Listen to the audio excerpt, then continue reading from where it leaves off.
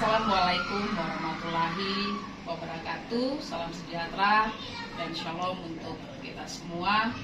Pada yang terhormat Dewan Penguji Universitas Persada Indonesia YAI Jakarta. Pada hari ini saya akan mempresentasikan hasil penelitian disertasi saya dengan judul Determinan Cleyfever Effect terhadap belanja daerah serta implikasinya bagi pertumbuhan ekonomi di kota kabupaten provinsi Maluku. Pada sidang kualifikasi doktor saya pada bulan Oktober yang lalu, ada beberapa perubahan yang menjadi usul dan saran dari para penguji yang perlu saya sampaikan pada kesempatan saat ini. Yang pertama dari Prof. Dr. Hamdi Hadi. Yang pertama bahwa perbaikan definisi dan operasional pengukuran variabel, kemudian samakan skala pengukuran. Baik Prof, skala pengukuran akan disamakan dengan penggunaan log natural untuk penjumlahan dan ada pada halaman 151. Yang kedua, buat tabel daftar populasi kabupaten kota di Provinsi Maluku. Baik Prof, sudah saya lengkapi berdasarkan 11 kabupaten kota di Provinsi Maluku dan ada pada halaman 152. Yang ketiga, apakah lebih baik dicoba untuk menggunakan variabel lain selain pertumbuhan ekonomi, misalnya variabel Y atau kapital di Maluku?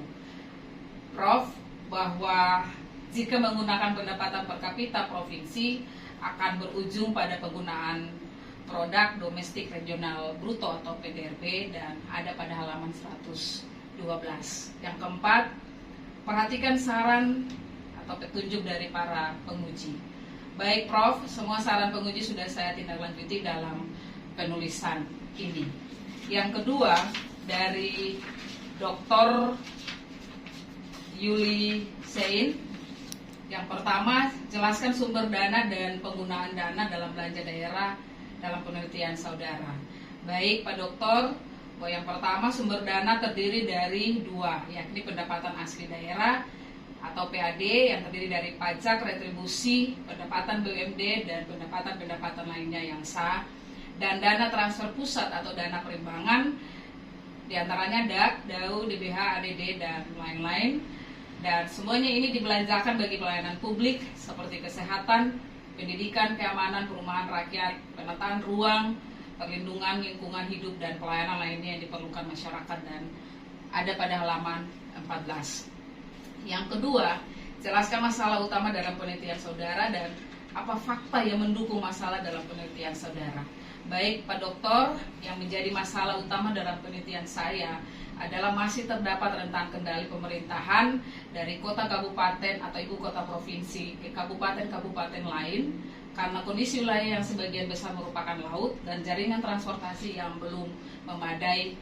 Antara lain ada jaringan jalan di Provinsi Maluku, ada kondisi jalan yang masih rusak, kemudian ada pelabuhan di beberapa kabupaten dan kecamatan masih belum mempunyai kapasitas yang memadai.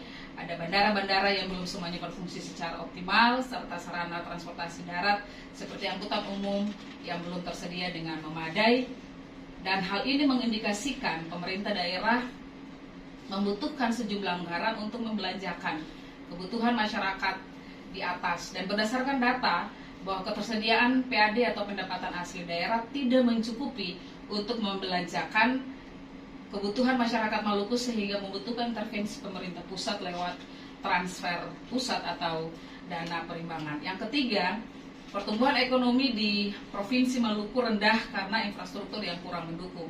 Jelaskan mengapa pertumbuhan ekonomi dipengaruhi belanja daerah. Baik Pak Doktor, karena belanja daerah diperuntukkan untuk membelanjakan infrastruktur dan pelayanan publik lainnya serta dampaknya akan terasa ke masyarakat sebagai penerima manfaat ketika dibelanjakan anggaran tersebut yang secara implisit berpengaruh terhadap pertumbuhan ekonomi dan ada pada halaman 4 dan 5. Kemudian dari Pak Dr.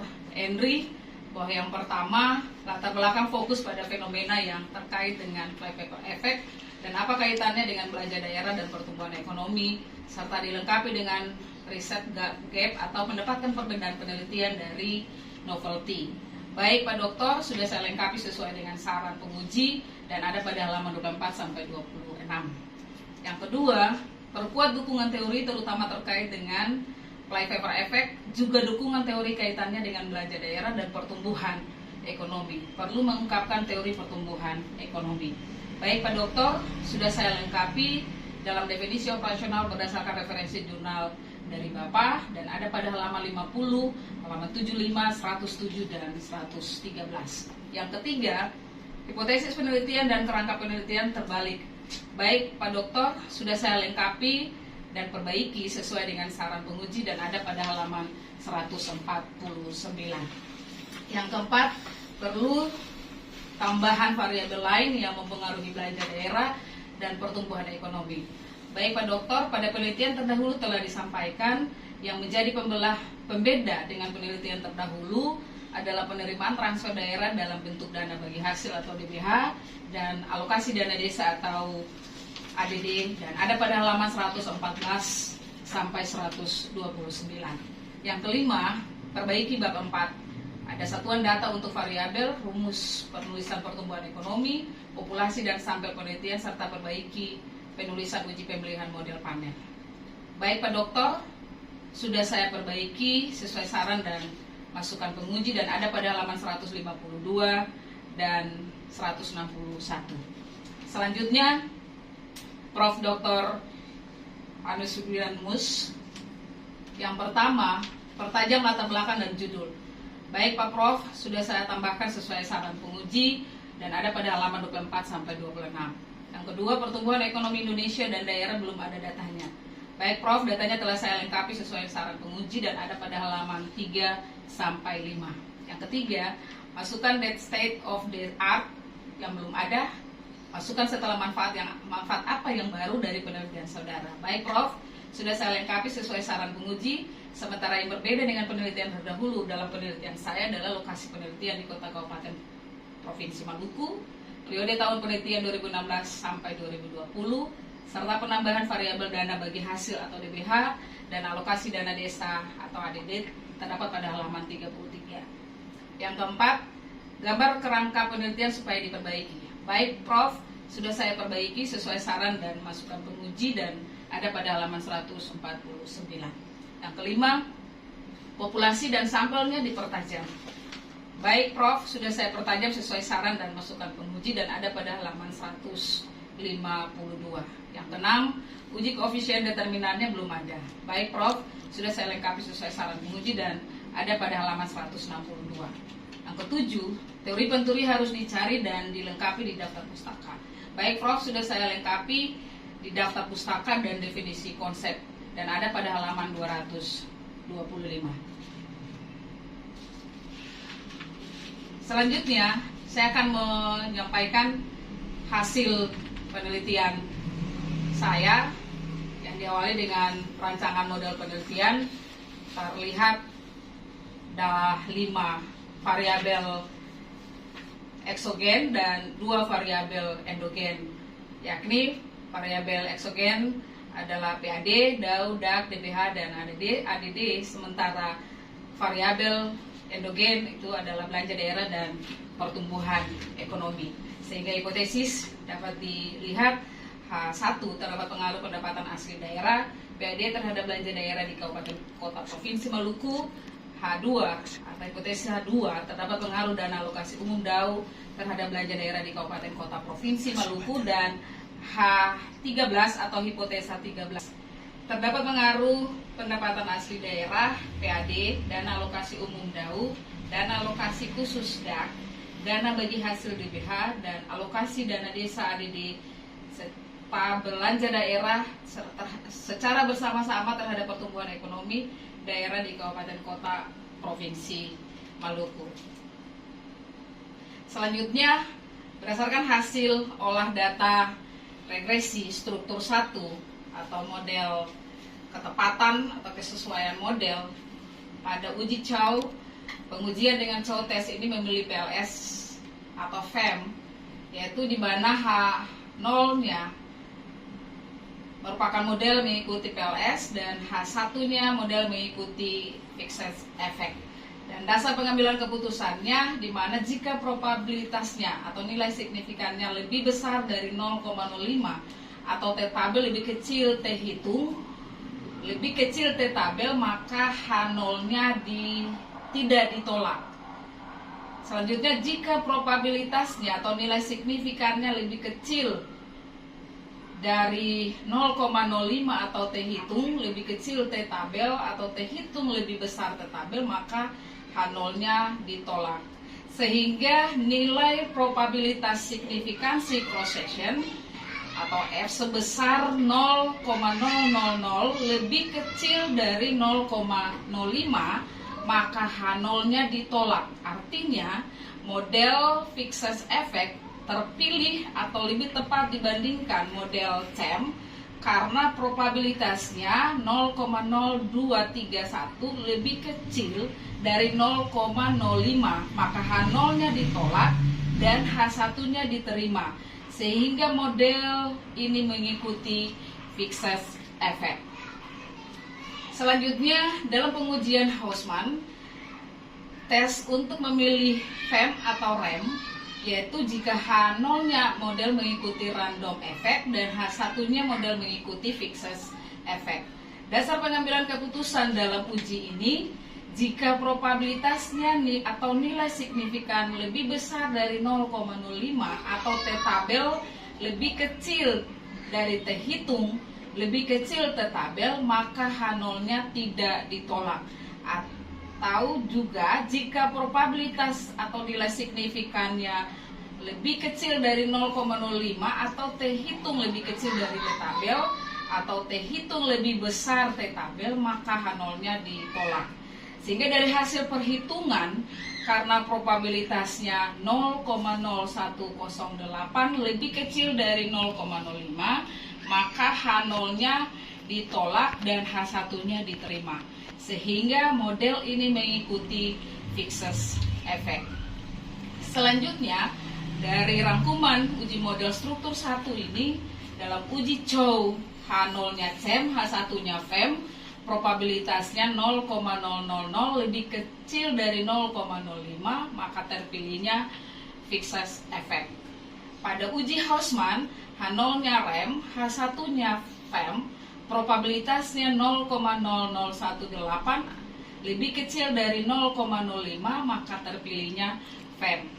Sehingga keputusan uji ketepatan model ada pada menggunakan model FEM atau fixed effect model. Dengan demikian bahwa dalam uji Chow dan uji Hausman terpilih FEM, sehingga dalam pengujian ini saya tidak menggunakan pengujian determinan.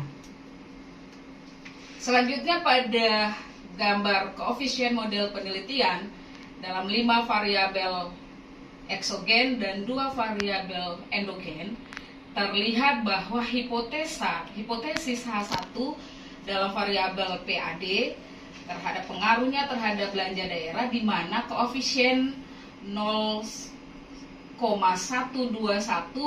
dan dengan nilai probabilitasnya 0,001, sehingga keputusannya probabilitas lebih kecil dari 0,05, maka terjadi signifikan. Hipotesa 2 atau variabel Dow, pengaruhnya terhadap belanja daerah dengan nilai koefisien minus 0,30581 dengan nilai probabilitasnya 0,3501, di mana probabilitasnya lebih besar dari 0,05, maka keputusannya tidak signifikan. Hipotesis 3, variabelnya DAC, pengaruh terhadap belanja daerah dengan nilai koefisiennya 0,14367 dengan nilai probabilitasnya 0,000, keputusannya probabilitas lebih kecil dari 0,05, maka keputusannya juga adalah signifikan.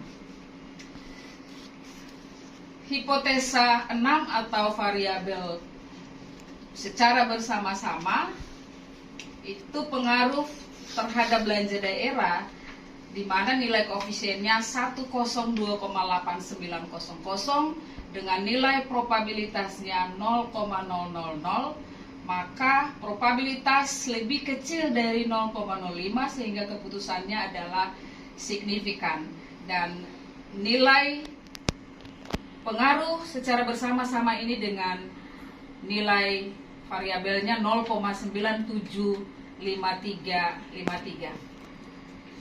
Sehingga dalam hal ini nilai signifikan variabel PAD sebesar 0,01 lebih kecil dari 0,05 sehingga H0-nya ditolak, yang berarti variabel independen PAD secara parsial berpengaruh positif dan signifikan terhadap variabel belanja daerah.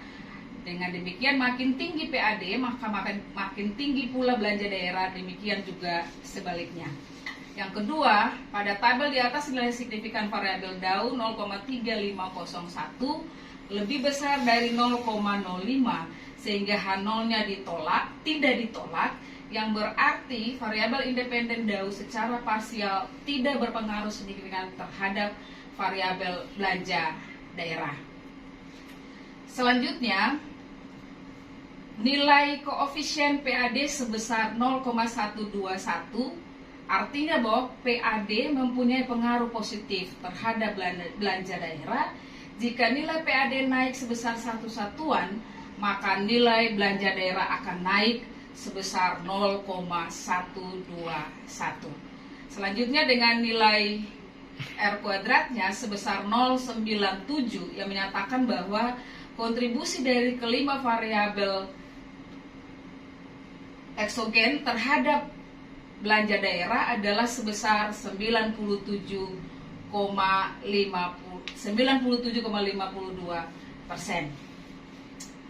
Selanjutnya pada struktur 2 atau analisis regresi data panel ini menunjukkan bahwa uji Chow di mana H0-nya CEM, H1-nya FEM, probabilitasnya 0,000 lebih kecil dari 0,05, maka terpilih Fixed Effect atau FEM. Sementara uji Houseman, H0-nya REM, H1-nya FEM, nilai probabilitasnya 0,000 lebih kecil dari 0,05, terpilih juga adalah FEM. Keputusan uji ketepatan model pada struktur 2 ini menggunakan model FEM. Dengan demikian bahwa pada uji Chow dan Houseman ini terpilihnya FEM, sehingga saya tidak lagi menguji secara untuk determinan. Pada koefisien model penelitian untuk struktur 2 terlihat bahwa dari 5 variabel eksogen dan 2 variabel endogen ini menunjukkan bahwa uji hipotesis struktur 2-nya, hipotesis H7 PAD pengaruh terhadap pertumbuhan ekonomi dengan nilai koefisiennya 0,09775 dengan nilai probabilitasnya adalah 0,9564 sehingga keputusannya adalah probabilitas lebih kecil dari 0,05 maka tidak signifikan. Sementara H13 secara bersama-sama pengaruh terhadap pertumbuhan ekonomi itu dengan nilai koefisiennya 2,583355 dengan nilai probabilitasnya 0,00825 maka keputusannya probabilitas lebih kecil dari 0,05 sehingga signifikan. Dengan R square-nya adalah 0,521010. Berdasarkan hasil olahan data atau penelitian saya bahwa kesimpulan umum yang bisa ditarik dari persamaan struktur 1, struktur 2, struktur 2 bahwa variabel yang termasuk dalam kategori flight path effect secara bersama-sama berpengaruh terhadap pertumbuhan ekonomi Provinsi Maluku, di mana nilai F-nya lebih besar dari nilai signifikansinya atau probabilitas signifikansinya sebesar 0,00825, lebih kecil dari 0,05. Ini memberi indikasi bahwa ketergantungan pertumbuhan ekonomi Provinsi Maluku dari dana-dana yang ditransfer pemerintah pusat sangat menentukan besarnya pertumbuhan ekonomi Provinsi Maluku. Yang kedua, secara konseptual bahwa flypaper effect terbukti terjadi untuk provinsi yang terletak di kawasan timur ini, di mana ketergantungan dari transfer pusat melalui DAU, DAK, DBH, dan ADD untuk meningkatkan pertumbuhan ekonomi lewat belanja daerah terbukti dengan temuan ini. Tetapi secara parsial hanya dua variabel yang signifikan berpengaruh terhadap pertumbuhan ekonomi Maluku, yaitu dana alokasi umum atau DAU dan dana bagi hasil atau DBH. Sedangkan dua variabel dari flypaper effect seperti dana alokasi khusus atau DAK dan alokasi dana desa atau ADD secara parsial tidak signifikan mempengaruhi pertumbuhan ekonomi. Selanjutnya dalam penelitian ini juga saya menganalisa variabel mediator, di mana variabel eksogen, PAD, DAU, DAK, DBH, ADD, dan termasuk di dalamnya belanja daerah.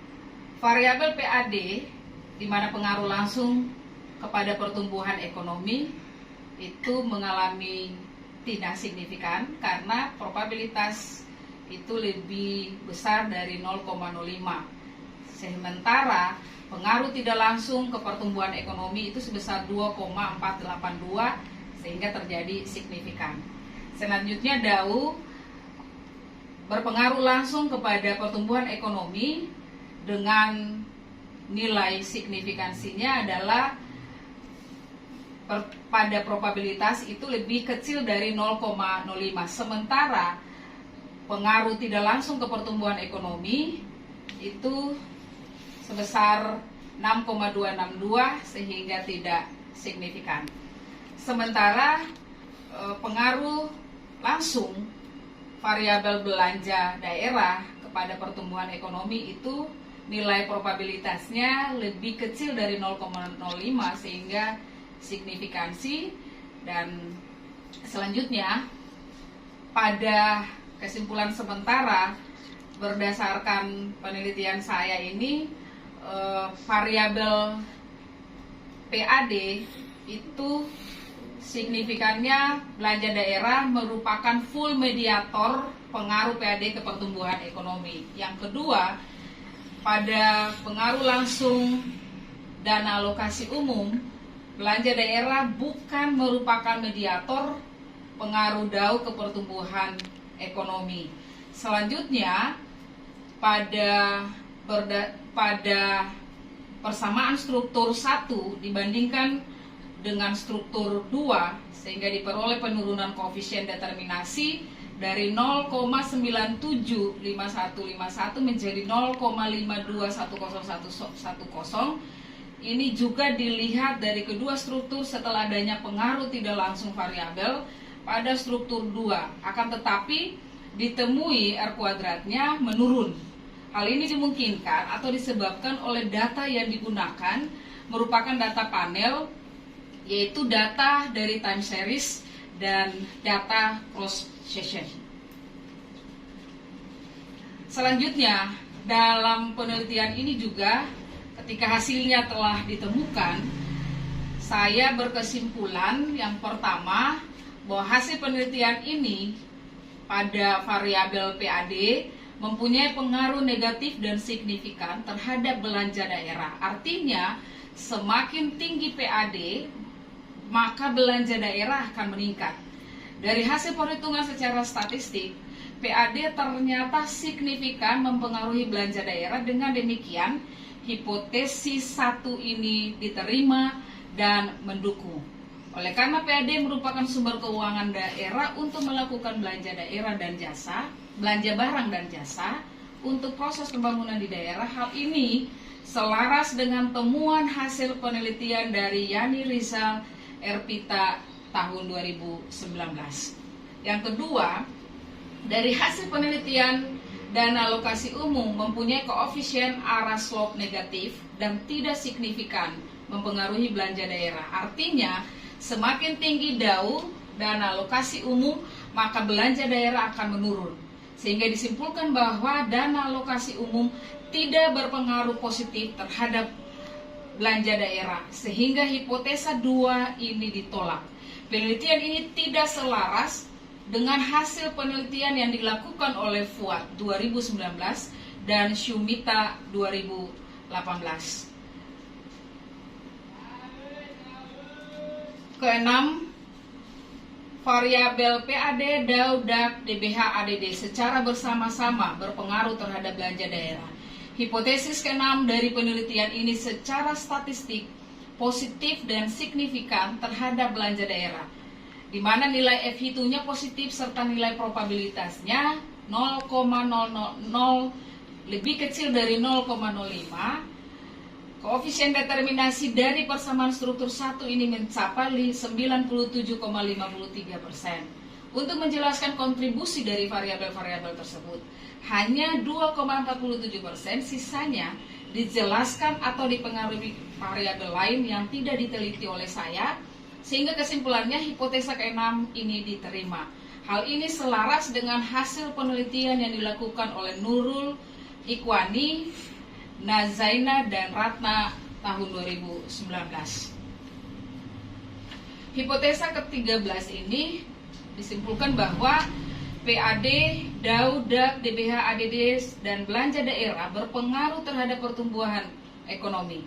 Hipotesis ke-13 dari penelitian saya untuk menguji apakah PAD, DAU, DAK, DBH, ADD, dan belanja daerah secara statistik signifikan terhadap pertumbuhan ekonomi, sehingga signifikan dan hipotesa ke-13 ini diterima.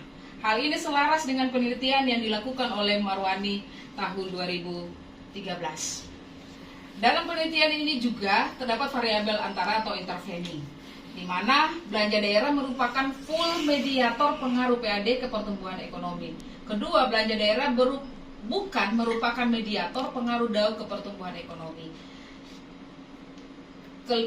Kemudian, dari kesimpulan hasil penelitian yang telah saya sampaikan, dapat saya ambil implikasi teori dari penelitian ini. Yang pertama, pemerintah harus konsisten dan stabil dalam menciptakan kemandirian daerah. Yang kedua, pendapatan asli daerah PAD harus ditingkatkan untuk mengurangi ketergantungan pemerintah daerah terhadap bantuan dari pusat. Ketiga, semua alokasi dana dari pusat ke daerah pada dasarnya adalah dari publik. Oleh karena itu, pengalokasian belanja daerah untuk pelayanan kepada publik harus ditingkatkan. Keempat, diperlukan langkah reservasi dan identifikasi ulang terhadap jumlah alokasi dana, terutama pada belanja pegawai dan belanja barang dan jasa secara lebih akurat dan detail. Apakah sesuai dengan kebutuhan yang sebenarnya, sehingga sesuai dengan konsep money follow function. Implikasi manajerial dari penelitian ini, yang pertama, pemerintah daerah untuk mengatur keuangan daerah sehingga tidak terlalu bergantung kepada dana pusat seperti DAU, DAK, DBH dalam memacu pertumbuhan ekonominya. Yang kedua, pemerintah pusat dalam hal ini Kementerian Keuangan khususnya Dirjen Anggaran untuk tidak menjadikan alokasi dana ke daerah ini sebagai komoditas politik anggaran yang bisa merugikan daerah. Yang ketiga, Lembaga Legislatif khususnya DPR RI Komisi 11 yang membidangi transfer daerah untuk mendengarkan aspirasi daerah sehingga alokasi dana untuk daerah ini bisa lebih transparan dan bertanggung jawab. Saran dari penelitian saya, yang pertama, menambahkan tahun penelitian dan memperluas variabel yang digunakan serta memilih provinsi lain di Indonesia atau menggunakan seluruh kabupaten kota di Indonesia sehingga dapat digeneralisir. Yang kedua, untuk pertimbangan penelitian selanjutnya dapat melakukan penelitian gabungan antara data sekunder dan data primer sehingga dapat menggali secara langsung bagaimana kendala ataupun masalah-masalah yang dihadapi dalam mengoptimalisasi kinerja keuangan pemerintah daerah agar mencapai kinerja yang diinginkan untuk meningkatkan pertumbuhan ekonomi daerah. Demikian paparan atau presentasi saya dalam sidang hasil seminar di kesempatan ini. Wassalamualaikum warahmatullahi wabarakatuh. Salam sejahtera dan shalom.